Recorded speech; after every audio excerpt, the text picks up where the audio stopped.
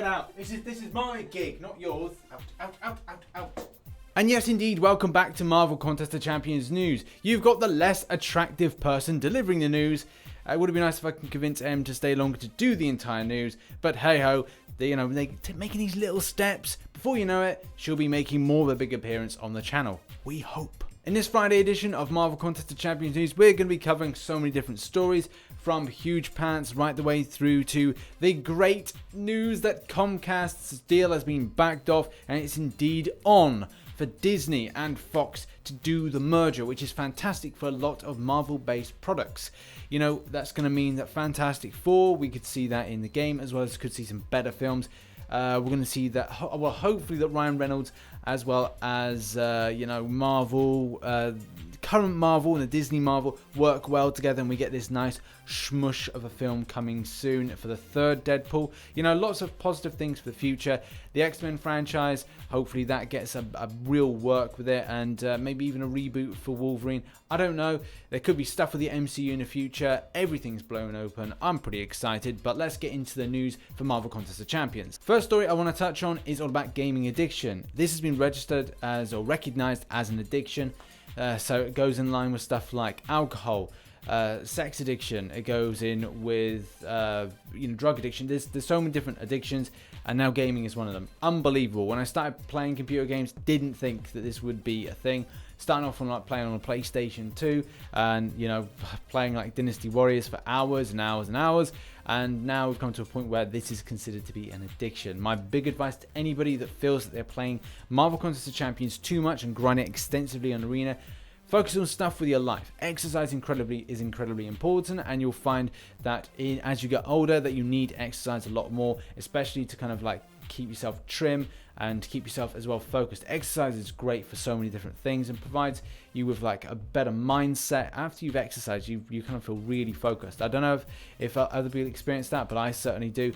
It's great to kind of go for a walk, spend time with loved ones and family members, and kind of really keep yourself in regards to a community in life. Because yeah, there's a community with games, and people do meet people from there because they maybe find life a little bit insecure, and that's great. But at the same time, it's always important to focus on other things as well. Your career, your school life. Make sure you're doing your coursework. Make sure you're setting up time for certain things. The big problem we have as game grinders is we're extensively trying to get further in games, but at the same time we don't feel that we're getting to an end point, and because of that we find ourselves grinding out exponentially in these computer games.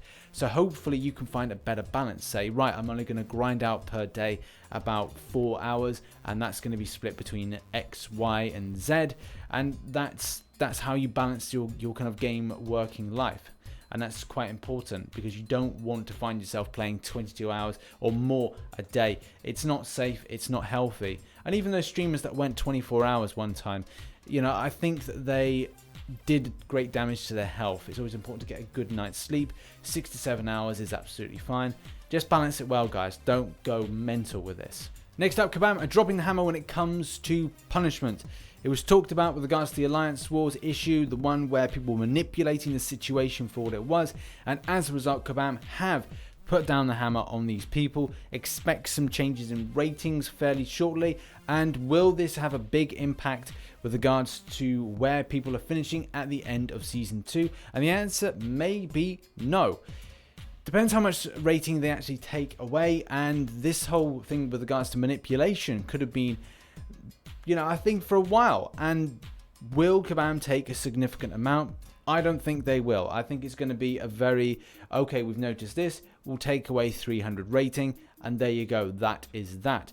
And for them, that may not make much of a difference. So that begs the question, should they take away more? Should these people be dropped down a further tier, 2 tiers? I don't know. I'm not Kabam. I'm not the kind of the judge, jury and executioner, but the fact is it goes over to the community. And your thoughts. Should there be extensive punishments? Should there be drops in tier punishments? Or should there be different kinds of punishments to these alliances that indeed were manipulating the system with the 2 stars? And yes, those particular alliances may feel that it's the case that they say, right, well, this was a thing in the game, we shouldn't be punished at all. But your thoughts in the comment section. And your further thoughts can be with this forum post. This is the discussion point for the 2-star manipulation. The link is in the description for this, so check it out. put a comment there and let the feedback run. So as been on the 20th of June, Kabam dropped a doozy. Yeah, we made a bit of a mistake. It wasn't working as intended. This was reported as an error message bug. A lot of players were saying that they were getting certain champions a lot of the time. Someone said that they were getting loads of Captain America Infinity War version. So they were like, hey, this is great. But then we're getting an error message. This was not cool. I think a lot of the people in the community were really pissed about this certain bug. A lot of players may not be happy with regards to what Kabam Mike had to say on the subject, as well as the problem with what was landed on, the characters that didn't feel represented in the particular reel. And Kabam Mike does say that that was the case. Like, it's done, it's fine, it's now in there, you got what you got. Yes, all the champions are in the reel. Yeah, okay, that's fine, but I think when you've got a new release of a featured crystal and there's been a bug and an error with it, you're not going to win over the community quite so easily with a problem like this. Next up, and I don't know if you remember, we talked about the Infinity Bundle a little bit a while ago.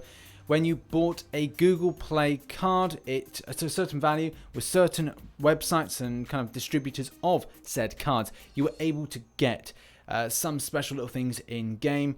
For a lot of players, they have received them. For some, they may not have received them. So if you haven't received them, make sure you do what this particular developer or kind of like support team says to do. Command Lyra says get in contact with the support team and let them know. I would probably say any kind of transactional information, like maybe like an idea for that particular purchase, some kind of like idea what site you got it from, just some stuff that's going to be helpful. But if you haven't received it, make sure you go to the support tab and let them know. Next up, and a quick reminder about what's coming up next with regards to Arena. As you know, we have got Captain America, the standard one, the fatiguey one, you know what I mean. And also next week we have MODOK. This gives you an idea of what's going on, what featured champion is going in. Also Gold Pool Arena, the final of the Deadpool Arena is upon us. Make sure you get your grind in, it's really important. This gives you the info. All good. Next up, let's quickly talk about glancing and the fact that XL champions haven't been working well up until a certain point with working against the new Evangelily event. As you know, XL champions seem to kind of bypass and do some stuff that is good and positive towards glancing, because glancing can be really frustrating against you when you're fighting off against these enemies. Kabam Mike noticed this and said that, hey, you know, we'll look into this. This does seem like it could be a problem, but share some more info. He then reports a fix on this one on the 21st of June. But it does seem that a lot of players have said that the way that XL champions work doesn't seem to work as well as maybe intended for this. But it really does beg the question, like, should there, when Kabam have these little issues, and obviously it changes, like people go, oh right, okay, I'll use XL champions in this particular event, and then they're finding, hey, well, they're taking damage. Why are they taking damage? Why is this not working correctly? And you go, well, I've just spent some stuff on this. Should they be compensated each time these things happen? Because theoretically, you're either spending your units, which you've grinded out for, or you've theoretically paid for, and it's causing an issue. And that is a question I think we have to pass off the community on this particular subject. And it's a continuing one. When things mess up, and therefore it kind of like costs against the player based on health potions as well as units, should then said players be compensated for that thing not working correctly based on what they should do? Like if there was a thing going, right, well, yeah, if you take Blade in, Blade would be a good champion. Oh wait, Blade doesn't work so well. Then you go, well, I've used Blade because Kabam said, because theoretically Kabam is saying use XL champions because they work the best against this particular opponent. Effectively using Blade each time isn't going to be so great in this certain circumstance. So yeah, what should be said on the subject? Your thoughts in the comment section. And our final story is all about Hugepants, which obviously is a funny name in any case, but yeah, this story, before going anywhere, I want to just kind of reiterate that we can't substantially prove 100% it would happen, because theoretically, if you go to anybody in MMXIV and say to them, hey, is this true? They'll all deny it. But at the same time, if you go to Hugepants will say this is true. So obviously we're taking everyone at their word before we go, yes, you're wrong, yes. And a lot of people have said to me over like Twitter and other sources and others like live streaming and stuff, what is the real thing? Is it, if this is real, this isn't great, but at the same time I think it falls within the stuff that Kabam are punishing. Now again, before I go into this, I just want to speak about the way that account sharing has been punished. A lot of people may feel that the way and Season 2 is rolled out is It's the great punishment. It's like Alliance War Season 2, the punishment of the account sharer. That seems to be the biggest thing nowadays. And also the piloting aspect, but I can't think of a more jazzier title than that. Revenge of the Sith, or Revenge of the Kabam Dark Lord is, anyway, whatever. The main factor about this particular post shows, if you're not familiar, go into the link in any case to this Reddit post, which displays everything. I'm not going to read everything, I'm going to summarize some aspects of it. So, you gave your account to someone, it was always piloted within this top alliance, this absolutely top alliance, and Hugepants had his account used, banned for a little bit. Then someone went into that said account because of whatever reason of exposing the alliance for what they were doing, and theoretically deleted all of his champions, which is incredibly bad. There's nothing that Kabam can do to get those champions back, and obviously raising light on the subject is theoretically him going, right, well, screw the alliance, but at the same time, you know, why can't I get my stuff back? But theoretically, he is done with Marvel Contest of Champions as a game. I feel for him on this subject. Being in a top tier alliance does force you into certain things. There were stories back along where alliances were forcing people to rank up certain champions, which I personally be like, man, I love this champion. Granted, he's not what you want, but he's what I want. And that is like a big deal for certain people. People will tell me, hey, I really enjoy Miles Morales. I really enjoy King Groot. I really enjoy Old Man Logan. I really enjoy Hawkeye. But it doesn't fit in the scheme of things for an alliance in the top tier that will go, damn, you're not keeping that. Why did you rank up that to the highest level you can? Because I enjoy it. Screw that. It messes things with regards to diversity, placement, and other stuff. So you're either out, which is the number one thing, or number two, we're taking on your account and we're going to do whatever we want with it and rank up what we want, or we tell you what to rank up. And that isn't cool whatsoever. Hugepants is incredibly open and honest about this particular situation. The fact of the matter is, he said he had outed the alliance for piloting a long time ago. And the fact is that, and it would be quite interesting to find out, was the alliance punished then for when they did it? Was this indeed in Season 1 or Season 2 that the piloting happened? As I said at the start, piloting and account sharing was punished significantly at the start of Season 2. So in that kind of mid-season, building up to Season 2, if you did it, you were punished. So it'd be interesting to find out, were they actually punished? Number one. Number two, did that affect the alliance in any kind of way? Did it mean that the alliance plummeted down? And I think that's the thing that players care about. They're going to be annoyed, along with the 2-star manipulations sequence. So we've got two things that really affect Alliance War seasons. Do they get punished even further? That is the thing. Will they be punished even further? To drop down tiers. That then means that the good players, the players that honestly play, get bumped up. This is the big argument point at the moment.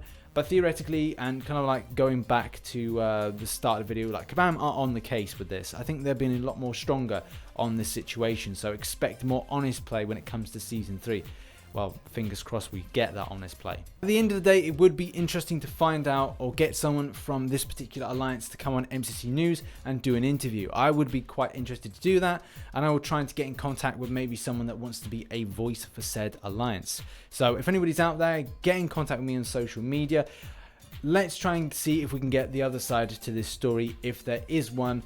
Would really be interested to do that. We did an interview back along with someone from Core, so it would be interesting to get someone from this particular alliance in question to find out if the rumors, well, if we don't know if they're rumors, I don't want to throw that out there, but there must be a second side to this story, so it'd be interesting to find out. That has been Marvel Contest of Champions news. I'm going to wrap this up quickly because I got Turkish food downstairs. Love that Turkish food, cannot wait.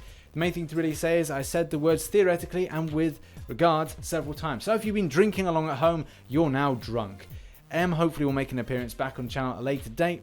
If you enjoyed this video of Marvel Contest of Champions news and have any opinions, put them in the comment section below, as well as hit that like button, subscribe for more Marvel Contest of Champions based content, hit the notifications on so you see my videos when they pop up, and man, I shall catch you on the flip side. Turkish food, here I come. Bye bye.